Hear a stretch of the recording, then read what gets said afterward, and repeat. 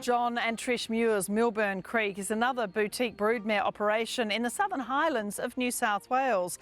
Not only do their undulating paddocks produce racetrack stars, but also yearlings by some of the best stallions in the world.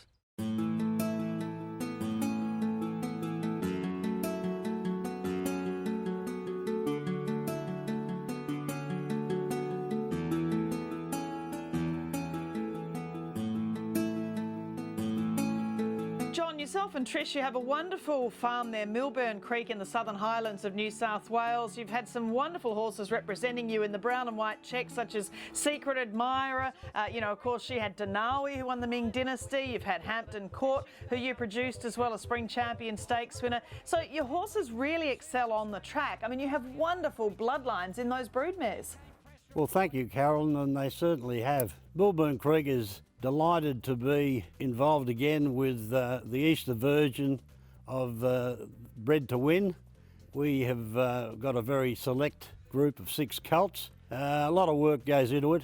Scott Holcomb, stud manager, should take all the accolades because he's a very dedicated horseman, absolutely professional, doesn't miss a trick. I credit a lot of our success to Scott.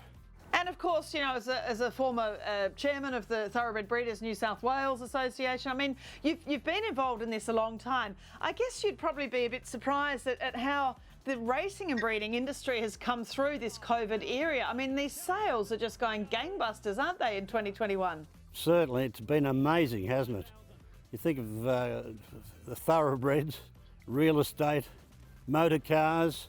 Australia is a wonderful country. And I think Australians are really realising why wouldn't they spend their money here and enjoy it. And we've got the best racing. New South Wales's prize money increase has been absolutely unbelievable. Thanks to Peter Volandes and the great committee he's got with him. Well, looking at this draft, as you said, it is small but extremely select. We start with lot 181 by Russian Revolution from Admiral.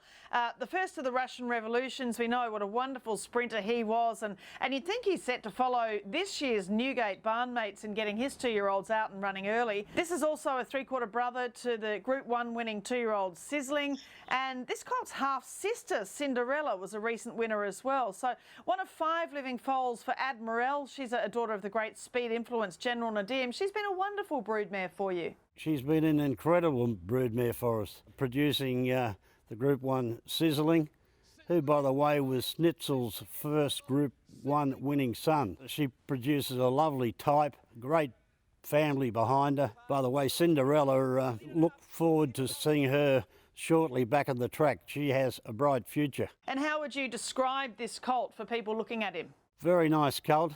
Average size, but typical of what Admiral produces. Scott says that this colt used to lap all the others in the paddock, for what that is worth, but lot to recommend him.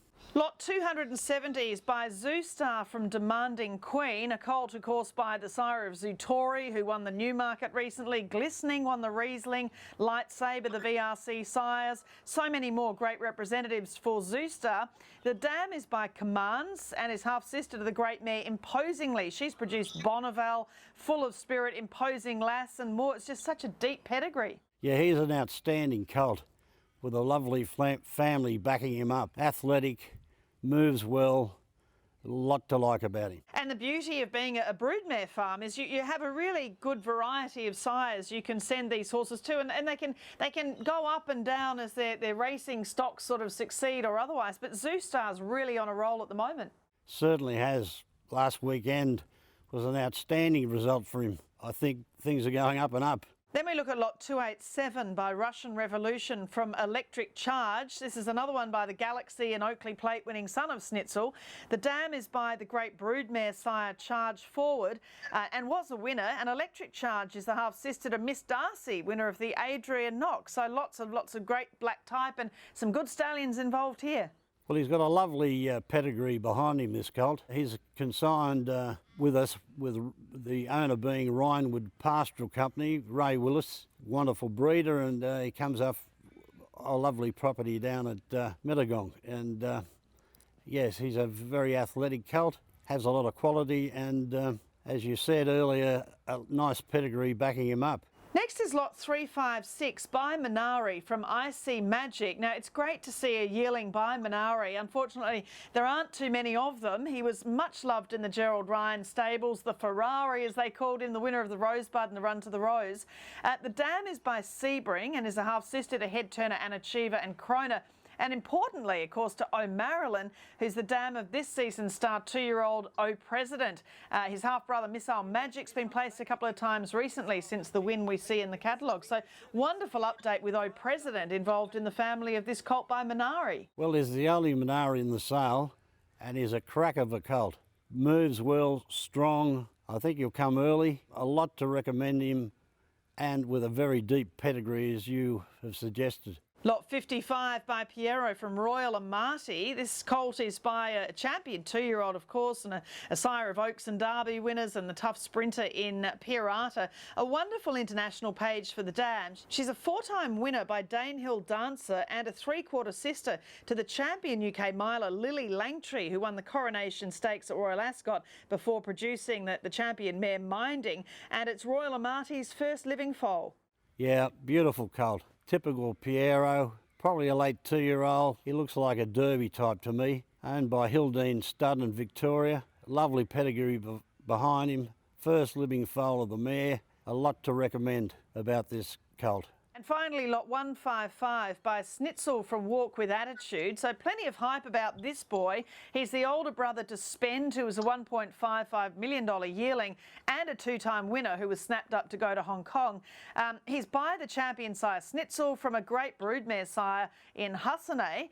The dam was a stakes winner at Flemington from the family of Invincible Spirit. So he sounds outstanding, this boy. Caroline, if this colt can't run, I'll give up the breeding game. A Spen was a magnificent colt. Scott Holcomb rates this a little bit more highly than Spen, but he is an outstanding colt. Spen was a bay. This colt is chestnut.